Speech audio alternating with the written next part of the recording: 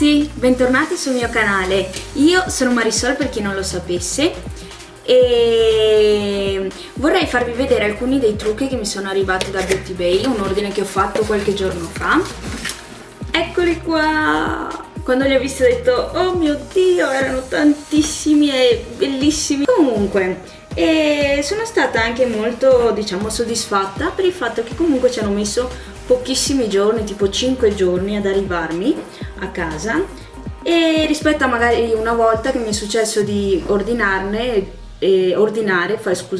fare un ordine e mi sono arrivati tipo dopo settimane.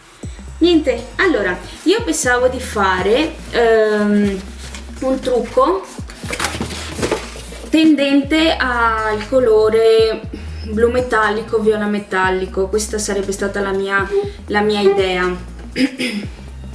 Anche perché mi sono fatta molto ispirare dal colore delle scatole, delle palette di EYN, e quindi ecco.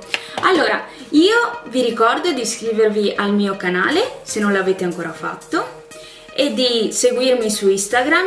Il mio nome è Latin Makeup. Là ho messo alcune delle mie, diciamo, creazioni fatte ultimamente e alcuni video, cortometraggi. E niente, mi farebbe molto piacere che mi seguiste, e naturalmente vorrei avere un supporto da parte vostra. Ecco, niente, allora io adesso vi lascio al tutorial. Ciao!